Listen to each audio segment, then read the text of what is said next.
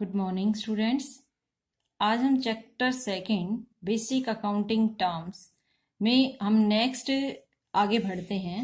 हमारा स्टॉक तक हो गया था, क्लोजिंग स्टॉक तक। आज हम डिस्कस करेंगे परचेज रिटर्न। देखो बेटा, परचेज रिटर्न को क्या कहता है? रिटर्न आउटवर्ड भी कहा जाता है। It is also called return outward. इसको रिटर्न आउटवर्ड क्यों कहा जाता है? क्योंकि जब गुड्स हम परचेज करके अपने बिजनेस में लाते हैं और फिर किसी रीजन की वजह से, डिफेक्टिव गुड्स निकलने की वजह से हम उसको वापस उस सप्लायर को सेंड कर देते हैं, यानी कि गुड्स हमारे बिजनेस से बाहर हो जाता है, आउट हो जाता है, इसलिए उसको क्या कहा जाता है? Return outward. ठीक है।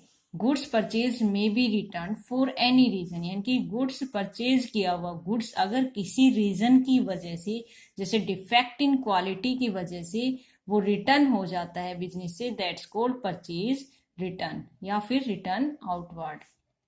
नेक्स्ट है सेल्स रिटर्न। सेल्स रिटर्न का मतलब, सेल्स का मतलब होता है जब हम किसी को गुड्स सेल कर देते हैं, बेच देते हैं। ठीक है। सेल्स रिटर्न क्या होता है कि हमारा सेल किया हुआ गुड्स हमारे बिजनेस में वापस आ जाना, वो सेल्स रिटर्न कहलाता है। यानी कि किसी भी रीजन की वजह से आ सकता है वो, यानी कि goods sold when return by customer, यानी कि जो गुड्स हमने सोल्ड किया गया था वो कस्टमर के द्वारा रिटर्न कर दिया जाता है, are called as a sales return. उसको क्या कहा जाता है? Sales return. इनकी सेल्स रिटर्न को हम रिटर्न इनवार्ड भी बोलते हैं। इनवार्ड क्यों बोलते हैं? क्योंकि गुड्स वापस हमारे बिजनेस में इन हो जाता है, सेल कर देते हैं तो आउट हो जाता है, और जब रिटर्न की जाती है, यानी कि सेल किया हुआ गुड्स जब बिजनेस में वापस आता है तो उसको रिटर्न आउट इनवार्ड भी कहा जाता है।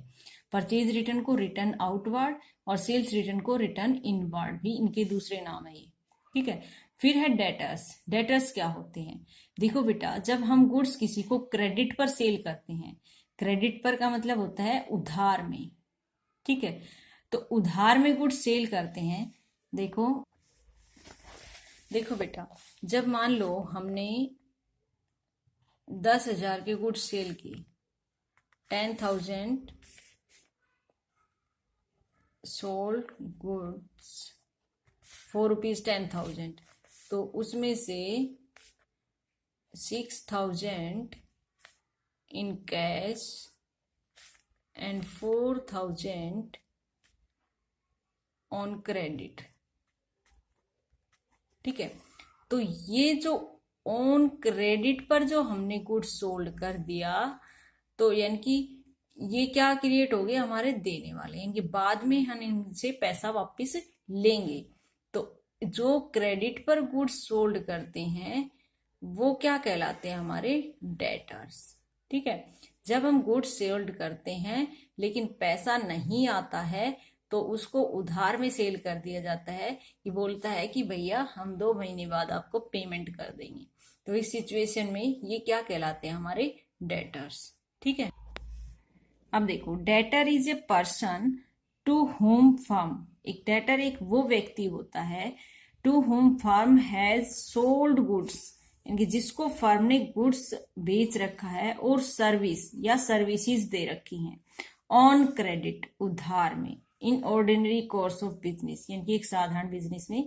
तो डेटर कौन होता है? एक पर्सन होता है या फिर एक फर्म होती है जिसको फर्म ने गुड्स या सर्विसेज ऑन क्रेडिट पर सेल कर रखी हैं। ठीक है। फिर क्या होता है? Bills receivable. बिल रिसीवेबल समझने से, जैसे हमारा ये एग्जाम्पल था कि हमने 6,000 का गुड्स कैश में बेचा और 4,000 के गुड्स हमने ऑन क्रेडिट पर सेल किए, तो 4,000 के हमारे डेटर्स क्रिएट हो गए। डेटर्स कैसे? इसने कहा था कि भैया हम 2 months आफ्टर आपको पेमेंट कर देंगे। ठीक है। हमने विश्वास कर लिया इस पर कि ये 2 महीने बाद पेमेंट कर देगा, लेकिन जब हम 2 महीने बाद इससे मांगने के लिए गए तो इसने कहा कि कौन से पैसे, क्या प्रूफ है, कहाँ लिख रखे हैं, दिखाओ, किसके सामने दिए। तो इट मीन्स हमारे पास कोई प्रूफ नहीं था। ठीक है। तो इट मीन्स जब हम डेटर्स को, ठीक है भैया, हाँ, जब हम उनको उधार में गुड्स देते हैं कि 2 महीने बाद दे रहे हो, तो हम एक रिटर्न प्रूफ भरवा लेते हैं। ठीक है। रिटर्न प्रूफ भरवा लेते हैं कि रिटर्न में लिख देते हैं कि हमने ये गुड्स उसको सेल किए, डेट, ठीक है, डेटर्स का नाम, एड्रेस, और नीचे जो डेटर्स होता है वो और जो फर्म होती है वो, उन दोनों के सिग्नेचर होते हैं। एक एक्सेप्ट करता है, एक उसको लिखता है। लिखने वाला होता है सेलर और डेटर होता है एक्सेप्ट करने वाला। ठीक है, इस सिचुएशन में क्या होता है कि इसको क्या कहा जाता है, BR। BR का मतलब बिल्स रिसीवेबल, बिल्स रिसीवेबल। यानी कि जब हम गुड्स को क्रेडिट पर बेचते हैं तो हमारे डेटर्स क्रिएट हो जाते हैं, और अगर हम उसको रिटर्न में एक पेपर पर लिखवा लेते हैं कि आफ्टर 2 मंथ्स ड्यू डेट के साथ में कि उस डेट को आप पेमेंट कर दोगे, तो वो क्या हो जाता है, बिल्स रिसीवेबल। ठीक है, ये एक रिटर्न प्रूफ हो जाता है, ताकि वो बाद में अगर जब हम 2 महीने बाद उस पेमेंट नहीं देगा तो उससे मांगने जाएंगे तो एक लीगली प्रूफ हो जाता है। इसको बोलते हैं नेगोशिएबल इंस्ट्रूमेंट। ठीक है, इंस्ट्रूमेंट, नेगोशिएबल इंस्ट्रूमेंट का मतलब होता है इसके बदले में हम कुछ भी कर सकते हैं। इस इंस्ट्रूमेंट का यूज करके हम गुड्स परचेज सेल पेमेंट कर सकते हैं। एज ए लीगल प्रूफ इसको कोर्ट में ले जा सकते हैं जब पेमेंट ना हो तो। ठीक है, तो ये एक नेगोशिएबल इंस्ट्रूमेंट बन जाता है। बिल्स रिसीवेबल का मतलब होता है it means A bill of exchange, it means A bill of exchange accepted by A debtor. यानी कि एक बिल ऑफ एक्सचेंज होता है जो डेटर के द्वारा एक्सेप्ट किया जाता है, the amount of which will be received on a specified date, जो कि उसको एक स्पेसिफाइड डेट पर अमाउंट रिसीव करनी है उसके लिए। ठीक है, ये एक बिल ऑफ एक्सचेंज किया जाता है accepted by debtor, the amount of which कौन सी will be received on a particular date, ये डेट उसके ऊपर लिख दी जाती है। ठीक है, फिर नेक्स्ट पॉइंट आता है ट्रेड रिसीवेबल। अब ये ट्रेड रिसीवेबल क्या होता है, ट्रेड रिसीवेबल में इंक्लूड होते हैं डेटर्स एंड बिल्स रिसीवेबल। ठीक है, यानी कि जब debtors plus debtor plus BR is equal to trade receivable. ठीक है, debtors plus BR is equal to trade receivable. Next point है क्रेडिटर्स। क्रेडिटर्स, क्रेडिटर्स क्या होती है, हमारी liability. Creditor is a person या सप्लायर, क्रेडिटर वो पर्सन होता है या सप्लायर होता है from whom an enterprise purchases goods और सर्विसेज ऑन क्रेडिट, यानी कि जिससे फर्म ने गुड्स या सर्विसेज ऑन क्रेडिट पर परचेज कर रखी है। क्रेडिटर क्या होता है, एक पर्सन होता है, एक सप्लायर होता है जिससे फर्म या एंटरप्राइज ने गुड्स या सर्विसेज ऑन क्रेडिट पर परचेज कर रखी हैं। ठीक है, ये होता है हमारा लेनदार, मांगने वाला। फिर होता है बिल्स पेबल, जैसे बिल्स रिसीवेबल था ऐसे बिल्स पेबल होता है। Bills payable means A bill of exchange accepted by A firm.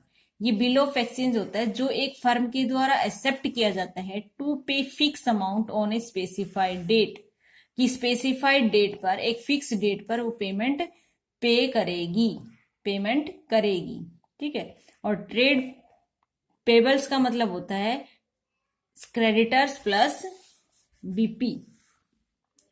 तो trades payable is equal to creditors plus BP। ठीक है, फिर नेक्स्ट आ जाता है हमारा एक्सपेंडिचर, वेरी इंपॉर्टेंट। एक्सपेंडिचर का मतलब होता है पैसे का बाहर जाना, यानी कि पैसा बाहर जाना फ्रॉम बिजनेस, इनकी खर्चा। एक्सपेंडिचर का मतलब होता है खर्चा। खर्चा होता है तो पैसा बिजनेस से बाहर ही जाता है।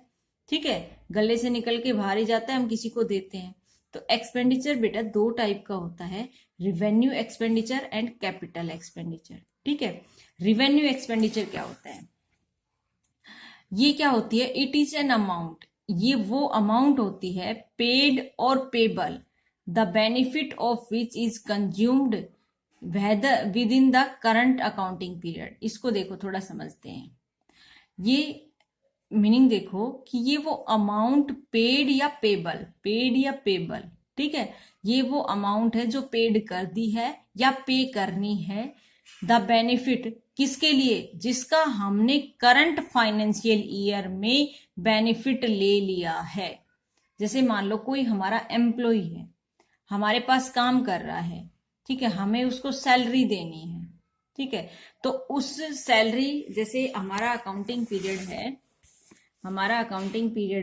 1 अप्रैल टू 31 मार्च, ये मान लिया हमारा अकाउंटिंग पीरियड, ठीक है। तो यानी कि हमने 1 अप्रैल से लेकर 31 मार्च तक उस एम्प्लॉय से काम लिया, पूरे 12 महीने तक। कितने मंथ्स होते हैं? 2, 3, 4, 5, 6, 7, 8, 9, 10, 11 एंड 12, पूरे 12 महीने उससे काम लिया। और आफ्टर 12 मंथ्स काम करने के बाद हमने 5,000 पर मंथ के हिसाब से उसको सैलरी दी। तो यानी कि हमने उसको 12 × 5,000 60,000 सैलरी दी। तो हमने 60,000 का उसका बेनिफिट ले लिया पूरे साल तक, इसलिए हमने उस फाइनेंशियल ईयर में उसको 60,000 रुपए पे करे, ठीक है। तो रिवेन्यू एक्सपेंडिचर का मतलब होता है कि अमाउंट पेड या पेबल। तो पेड या पेबल का मतलब ये है कि अगर हमने 60,000 दे दिए तो ये हो जाएंगे पेड, ठीक है। कई बार क्या होता है कि बिजनेस के पास पैसा नहीं होता है, उस सिचुएशन में बिजनेस क्या करता है कि भाई लो 10 महीने की तो ले जाओ और 2 महीने की है ना बाद में ले जाना। तो यानी कि ये 50,000 तो पेड हो गई और 10,000 जो बच गए 2 महीने के वो पेबल हो गए, ठीक है। तो इस सिचुएशन में जो पैसा जिसका बेनिफिट हमने करंट ईयर में ले लिया है, भले ही उसकी पेमेंट दी नहीं है, जैसे पेबल तो है ना, और जो पेड कर दिया, तो उस फाइनेंशियल ईयर का खर्चा तो 60,000 ही होगा। 60,000 जो है ये क्या कहलाएगा? Revenue expenditure. रिवेन्यू एक्सपेंडिचर का आप मीनिंग देखो, फिर से देखो meaning. It is an amount paid or payable, the benefit of which consumed within the current accounting period। यानी कि वो अमाउंट पे या पेबल जिसका बेनिफिट हमने ले लिया है करंट फाइनेंशियल ईयर में, वो क्या कहलाती है? Revenue expenditure. अब इसमें क्या होता है? Rent paid, salary paid, interest paid, wages paid, electricity bill paid, electronic telephone bill pay, printing charges pay, must be paid for current year. अभी देख लो, revenue expenditure is also called expense. Expense कहा जाता है revenue expenditure को, ठीक है। Next है हमारा, it is an expenditure incurred. Capital expenditure है, ये वो एक्सपेंडिचर है जिसका benefit will be consumed in future. यानी कि रिवेन्यू एक्सपेंडिचर तो वो था जिसका बेनिफिट हमने करंट फाइनेंशियल ईयर में लेना है, जिसका बेनिफिट हमने 1 साल के अंदर अंदर लिया है और इसका बेनिफिट इन फ्यूचर में हमें मिलेगा। इसको क्या कहा जाता है? एसेट्स। जैसे such expenditure are incurred to acquire assets. ऐसे एक्सपेंडिचर कब किए जाते हैं? या तो कोई एसेट्स खरीदने के लिए या फिर एसेट्स की एफिशिएंसी को इंक्रीज करने के लिए, ठीक है। इसके एग्जाम्पल हो सकती है machinery purchase, furniture purchase, building purchase, land purchase, ठीक है। तो कैपिटल एक्सपेंडिचर क्या होता है? वो एक्सपेंडिचर जिसका बेनिफिट इन फ्यूचर में मिलेगा, ठीक है। इसको एसेट्स भी कहा जाता है। Such expenditure are incurred to acquire assets. ऐसे एक्सपेंडिचर कब करने पड़ते हैं?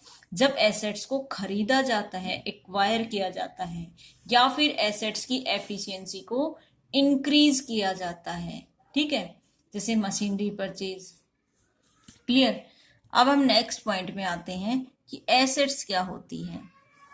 तो एसेट्स को हम 3 पार्ट में डिवाइड करते हैं, non current assets, current assets and fictitious या नॉमिनल एसेट्स, ठीक है। नॉन करंट एसेट्स यानी कि फिक्स एसेट्स। करंट एसेट्स मतलब जो हमारी जिसको 1 साल के अंदर अंदर कैश में कन्वर्ट किया जा सकता है। तो देखो बेटा, सबसे पहले हम नॉन करंट एसेट्स को डिस्कस करते हैं। Those assets which are hold by business firm from a long term point of view. यानी कि जो एसेट्स बिजनेस फर्म के द्वारा लंबे समय के लिए रखी जाती है, फॉर मोर देन 1 ईयर। लंबे समय का मतलब होता है 1 साल से ज्यादा के लिए। जैसे मशीनरी, बिल्डिंग, फर्नीचर, गुडविल, ठीक है, ये क्या कहलाती हैं, इनको फिक्स एसेट्स भी कहते हैं। और long term investment also non current assets, लेकिन वो फिक्स एसेट्स में नहीं आएगी, ठीक है। Long term investment also non current assets but fix assets में आएंगी। फिक्स एसेट्स में आएंगी machine, building, furniture, goodwill etcetera. अब फिर से देख लो, those assets which are held by business firm a long point of view, इनकी लंबे समय के लिए जो एसेट्स बिजनेस में रखी जाती हैं उनको कहते हैं हम फिक्स एसेट्स, यानी कि non current assets. For more than 1 year, हम लॉन्ग टर्म का समय का मतलब है 1 साल से ज्यादा का समय, ठीक है। करंट एसेट्स क्या आती है, those assets which are held by the business firm with the purpose of converting them into cash or for using them into a short period। इनकी इन शॉर्ट में मैं बताऊं कि करंट एसेट्स वो होती हैं कि जिसको करंट फाइनेंशियल ईयर में कैश में कन्वर्ट किया जा सके विद इन 1 ईयर, जिसको 1 साल के अंदर अंदर कैश में बदला जा सके, that's called current assets with in 1 year, ठीक है, करंट ईयर में। तो उसमें आते हैं stock, debtors, bills receivable, cash, bank, एक और आ जाएगी प्रीपेड एक्सपेंस, प्रीपेड एक्सपेंस, ठीक है, यही होती है करंट एसेट, ठीक है। नेक्स्ट आते हैं पॉइंट पर हम फिक्स एसेट्स। देखो बेटा, फिक्स एसेट्स 2 टाइप की होती हैं, टेंजिबल और इनटेंजिबल। टेंजिबल वो एसेट्स होती है जिसको हम टच कर सकते हैं, ठीक है, जिसको एक one place to another place ले जा सकते हैं। और इंटेंजिबल एसेट्स ऐसी होती है जिनको हम टच नहीं कर सकते, देख नहीं सकते, लेकिन उसको रियलाइज करते हैं, उसकी प्रेजेंस को महसूस करते हैं, ठीक है। तो टेंजिबल फिक्स एसेट्स कौन सी होती हैं, those fix assets which have their physical existence, यानी कि वो एसेट्स जिनकी फिजिकल एग्जिस्टेंस होती है। जैसे मशीनरी हमें रखी हुई दिखेगी, बिल्डिंग हमें दिखेगी, फर्नीचर हमें दिखेगा, ठीक है। तो it means they can be seen and touched, इसका मतलब हम इन्हें देख सकते हैं और छू सकते हैं, फर्नीचर, मशीन, बिल्डिंग, कंप्यूटर। और इंटेंजिबल एसेट्स क्या होती हैं, those fix assets which don't have their physical existence, वो फिक्स एसेट्स जिनकी कोई फिजिकल एग्जिस्टेंस नहीं होती है, इनकी वो दिखाई नहीं देती फर्नीचर की तरह, ना ही उनको टच कर सकते हैं। दे कैन नॉट टच और सीन, इनको हम देख भी नहीं सकते हैं और छू भी नहीं सकते हैं। जैसे गुडविल, गुडविल का मतलब होता है इमेज, जिसके बिजनेस की जो इमेज होती है उसको देखा नहीं जा सकता, रियलाइज किया जाता है। Trademark, patents, computer software, brand, ठीक है। तो बेटा नेक्स्ट पॉइंट है हमारा कैपिटल। कैपिटल क्या होती है कि the amount invested bye owner, यानी कि वो पैसा जो एक बिजनेसमैन अपने बिजनेस में लगाता है, तो उसको क्या कहा जाता है, capital. The amount invested bye owner into the business is called capital. Amount में बी इन द, अब वो अमाउंट किस किस में हो सकती है, कैश में भी हो सकती है, गुड्स में भी हो सकती है, एसेट्स में भी। मान लो एक बिजनेसमैन में अपने बिजनेस में एक फर्नीचर लाके रखा तो वो भी कैपिटल कहलाएगा। मान लो एक बिजनेसमैन ने अपने बिजनेस में गुड्स दिए, सामान दिया, या फिर कैश दिया, तो वो तीनों ही फॉर्म में कैपिटल कहलाएगा। यानी कि ओनर जो भी चीज बिजनेस में देगा ना, वो बिजनेस उस चीज को कैपिटल की फॉर्म में एक्सेप्ट करेगा, ठीक है। तो बेटा यहाँ तक ही आज की वीडियो में, बाकी कॉन्सेप्ट हम नेक्स्ट वीडियो में। Okay, bye.